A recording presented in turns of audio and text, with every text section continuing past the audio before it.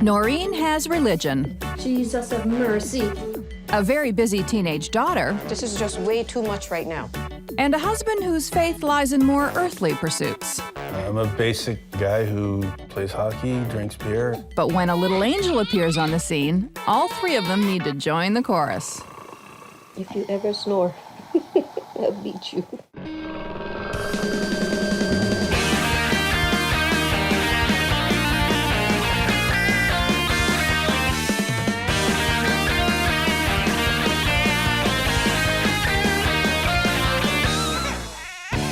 Norine and Chuck have their differences. They also have teenage Taylor.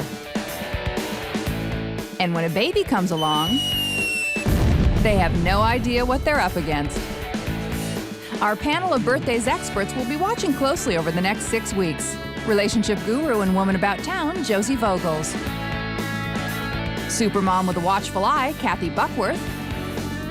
And the man who's always psyched and ready to go, Dr. Irvin Wolkoff. When Norine first met Chuck at a work function, Cupid's arrow was way off the mark. Okay, fine. I didn't like him because I thought he was a big-bellied, foul-mouthed guy. There's no way I'm going to talk to him. I didn't like him at all. I thought she was kind of quiet, not quite my speed. She's different than I am. That's a little bit of an understatement, but Norine saw something there. One of the biggest things is that he's really kind-hearted, and that's what really started the attraction for me. And Norine has another man in her life. His name is Jesus. I am a Seventh-day Adventist. I don't know how often I pray a day. It could be 5 times, it could be 20 times. I don't know. It depends on what's happening. I mean, there is my standard time that I pray. I pray when I wake up in the morning and when I go down at night. And if Taylor and I are having worship in the evening, we pray as well. Then, dear Father, I pray for myself that you let me be a good mother, a good wife. Chuck bows down to a very different kind of altar. I'm a basic Canadian guy who loves football, plays hockey, drinks beer, and she never seen no side of that before. No, she doesn't drink. She had the rum cake for Christmas. Got loaded, had to go pass out, felt sick. These are 2 different worlds. But now their worlds will definitely collide when a baby comes a-knockin'. This is gonna be my first baby, and I'm not afraid, I'm very excited. Really? Yeah. You are excited? Well, Okay. You're not afraid? I'd be a mole if I wasn't excited. Oh, okay. This is going to be my second. I have a 13-year-old daughter, Taylor. How are you? When I first met Norine, I knew that she had a daughter because she had told me. So I knew it would be tough going in. Especially since Taylor keeps them both very busy. The biggest change that's going to happen with this baby is, for me, it's Taylor. Because Taylor's involved in a lot of activities, and I'm her chauffeur. It's been like that for 13 and a half years of her life, but now it's going to have to stop for a couple weeks. Because that's when Norine's expecting the baby and when Chuck's expecting his son. Oh yeah, it's got to be a boy, for sure. My family only has boys first. That's the way it is. I have no idea what the sex of this baby is, but we refer to it as a boy. Oh, it's got to be a boy. There's no doubt about it in my mind. We're going to even the score a little bit. Especially since Chuck has been drowning in a pool of estrogen. We have friends that are staying with us, and it's just because of their situation right now. It's been working okay. Whenever they come home, I always have food ready for them, just like Mom. But it isn't always sunshine and lollipops. There's a 3-year-old, and when she gets up in the morning, she can be a bit loud, and it wakes him up, and it really irritates him. You got to give me, some kind of support. I live with 6 women. And my time is coming, and it's got to be a boy. What he has to realize that even if it's a boy, it's a baby boy. And babies are sort of a bit sexless at the beginning. Anyway, I hope it's a boy for his sake. I always love it when couples, rely on the old opposites attract as a way of kind of excusing how completely different they are.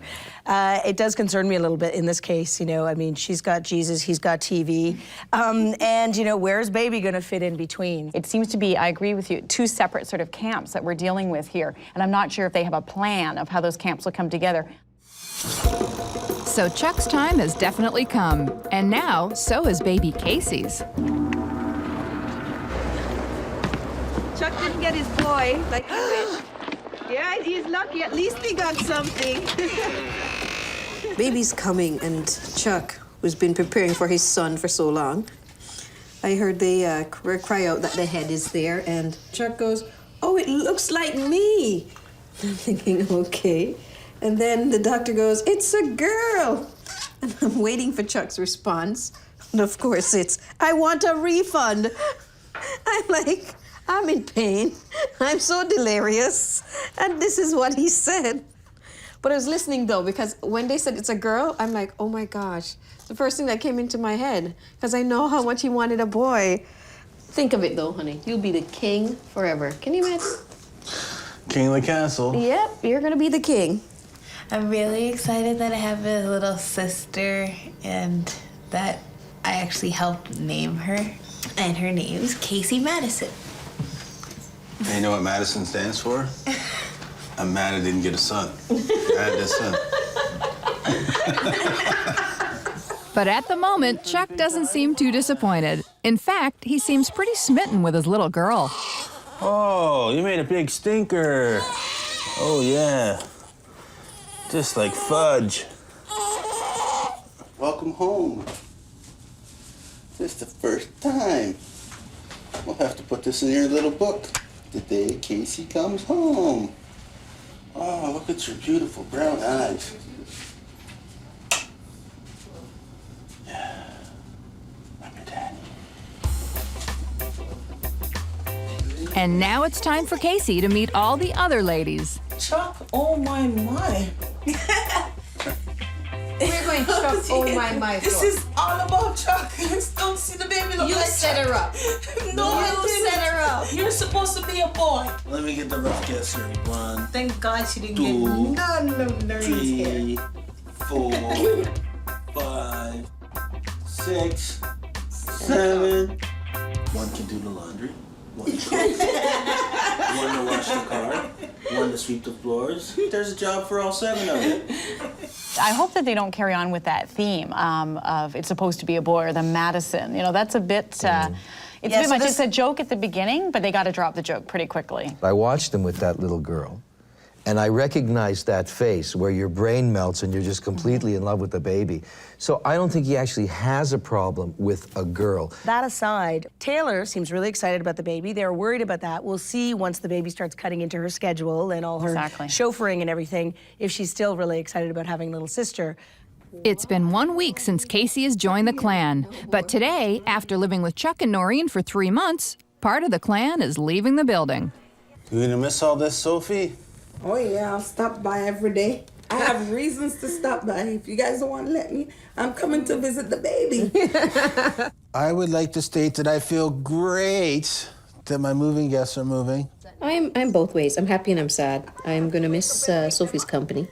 I guess having another woman around the house was kind of neat, having someone to talk to.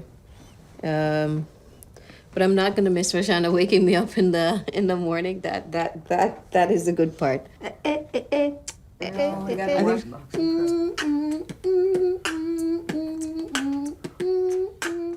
After Raquel's funky exit march, Chuck packs up the truck and the gang's all gone.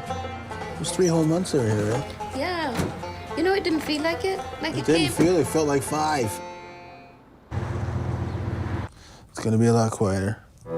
And though it may be quieter during waking hours, Chuck's symphony in E snort major makes nighttime a little less so.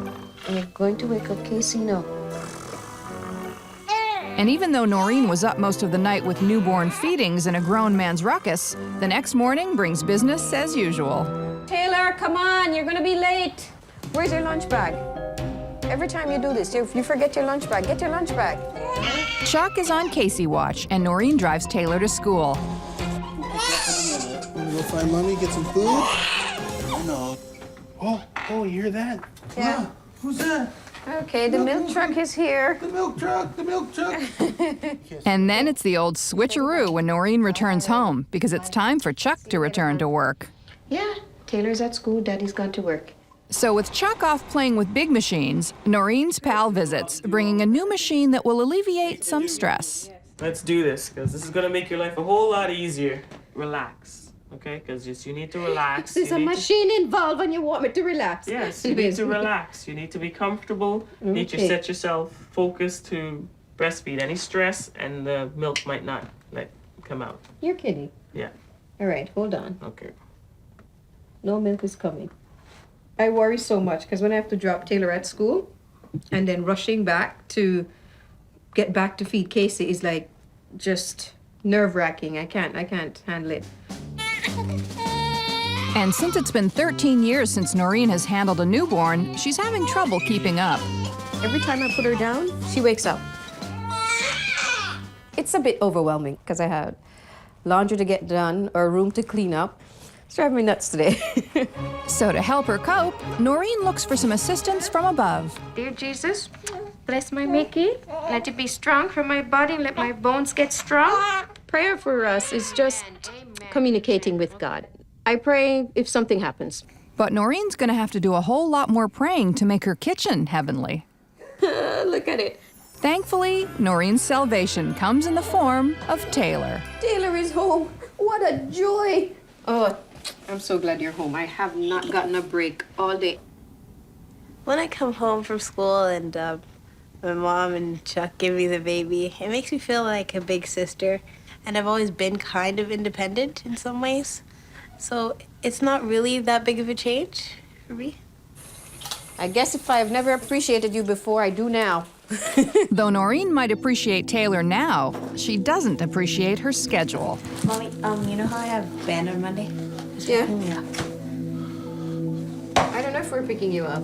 I keep telling you, you can't book yourself into things anymore. You gotta ask us first. Because if you found out on Saturday, you should have told us on Saturday. Correct. You're At telling us 9:20 now. when you came home. Mom, Chuck, something came up today. What do you think? Can I participate? You just don't come now. Skiing, choir, then the baseball in the summertime, you throw in this choir. I'm wondering where the homework thing gets in here. That's why some nights she's up so late. And the day's gonna come when we will say no. Oh, it's coming soon. Just as predicted, almost like right on cue. But I have to right? wonder, is this a change? Is this the first time that Taylor's heard them say to her it's too much? I hope that it's not. Do you know what I mean? Because otherwise then she's going to blame the baby It had for that feel. Can we talk about the snoring? Well, move to another bedroom, buddy. What's up with that? Exactly. Like, again, I think they have some issues that they think are problems and they're complaining, but they're easily solved, but they seem hesitant to change up anything from how they've been living already. Religious observance and worship are no substitute for taking care of business. It's been 3 weeks since Casey's birth, and church bells are ringing. You got your Bible? No. Today's the Sabbath or Saturday. Chuck usually doesn't come to church with us. He comes once in a while. Norine knows who I am, and Norine knows what I believe in, and that's all that matters. I believe a simple life is the best life, and I don't need to pray because there's enough people in this house praying already. Have a nice day. Okay. Come, Casey, let's go pray for Daddy. He needs lots of prayer. Casey's going to be raised as a Seventh-day Adventist. Others will know that she's a Seventh-day Adventist because I'm sure when she gets older, when people start saying, do you want to do this, do that, she's going to say, no, I'm going to church. He already told me at 2, I'm going to teach her how to ice skate, you know, because he's a big hockey fan. So I know we're going to have some headbutts when that comes around. Worshipping from sunset to sunset or when we're at church, there's no activities that Taylor is able to do. For example, if she wants to play baseball, if her baseball team has a game on Saturday, she wouldn't be able to go. A lot of tournaments are on Saturdays. Mom won't let Taylor go. Playoffs on Saturday. Mom won't let Taylor go. And it made me so mad. Do I think it's going to become an issue? Yes, eventually it will. She said, well, yeah, that will become an issue. It's like, okay, so why don't you talk about it now? I'm curious as to why he seems so accepting as well about, well, Casey's going to be raised as Seventh-day Adventist, but I got this list of issues, but she's still going to be raised as one. Is it that now, you know, that he could get mad about the Taylor thing, but he couldn't do anything about it, and now with this, it's like, okay, this is my flesh and blood, now I can do something. It's been about 4 weeks since Casey has come home, and about forever since Norine has slept. Chuck snoring, it's like a Mack truck. He snores so loud, I can't sleep, and I have to hit him to wake him up. And I got a shot in the back. And I rolled over and said, but if you think that you're gonna lay in this bed and snore all night, you got another thing coming. If he's snoring, he does not hear when Casey's crying at all. He just sleeps right through everything. And his snoring also wakes the baby up. So what am I gonna do about it? She goes, go sleep in the basement. So, well, maybe I'll sleep in Taylor's room and send Taylor up to sleep with you guys. And that didn't work out because Taylor gave me the, I don't think so. It's not my fault. It's your daughter. Just because y'all don't know how to sleep with a bit of noise. Okay, look, Daddy's leaving. So now that their house guests have left, Chuck can make good use of the spare room and the comfy inflatable raft/bed, which is just fine for him. And Norine needs all the sleep she can muster because she's still Taylor's chauffeur. You need to say to me, Mom, there might be a meeting the day you find out, because you can't tell me the day before. You know what I'm gonna do the next time you do that? Tough. That's what I'm gonna say to you. Tough, Taylor, tough. See, Casey can be in every single thing she wants to be. You know why? You know why, Taylor? Why? Tell me why. By the time Casey's ready, you should have your license. So before it gets to that point, the next day, Chuck comes up with a solution. Look what we have here. Board, board. This is a whiteboard. We'll hold it up so everybody can see it. Because you keep us so busy, we put this in the kitchen. Yeah. And then everybody can see what's going on. And then somebody knows that when she has to be home at a certain time to get somewhere. And we can plan. And Taylor wastes no time filling it out. No more surprises from Taylor. So if you come home and you know you have something, you put it there. Sure there wasn't a bigger one, Chuck? We only have 1, 2, 3, 4, 5, 6, 7 days out of the month that you and I can do something. Oh boy, all I can tell you, my dear daughter, as much as I love you, if something pops up that's not on that board... You ain't doing it. Okay. And ain't isn't the word, but it is now.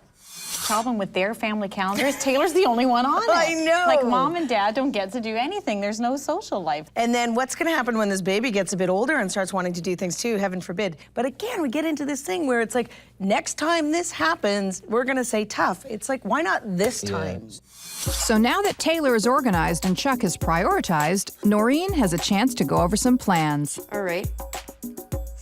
Oh no, I forgot the cake. In a couple of weeks, Casey will be officially dedicated as a member of the Seventh-day Adventists. A dedication is a ceremony that we do at the church where we offer her children to God. Hey, Pastor, it's Norine. How are you? So after Norine makes plans with the pastor, she needs to talk to the father. You want to talk about this dedication stuff? I know you're not so big on it. This is for Casey. You have to be there. There's a part in there where they're going to ask us questions as to how we're going to raise the baby. It's their business? Yes, it is. Really? Because having the child being dedicated at the church is our offering, giving God thanks for this gift that He's given to us, and we're just basically offering it back to God and say, hey, we're going to be raising it right, and that's basically what it is. It's a commitment to God how we're going to raise this child. They might say we're going to make sure that we bring the child to church and all that stuff. Honey, just answer yes, please. I have my own beliefs too, and I have a way that I think my child could have fun growing up. Jesus grew up to be the wisest, kindest man on earth, announcing that the Son of God was born. Life ain't built around church. They seem to think it is, but I don't. He might say, my life revolves around the church. But no, it revolves around God. He works probably during the week. So the one day out of the 2 days that he has off, that he has a chance to spend with his kids, they can't do anything. He will not have an open conflict with Norine. He just wants to keep, it's not really peace, it's kind of an uneasy ceasefire. She can't just kind of go, well, that's my religion, lump it or leave it. It's not going to do any good for the future of their relationship. Norine is busy with a baby, a Bible, and a big snoring husband. And Norine and Chuck don't see eye to eye when it comes to the spirit in the sky. I hate the fact that when she grows up, to please her mother and to keep peace in my household, I'm going to have to find something for her to do that doesn't happen on Friday nights and Saturdays.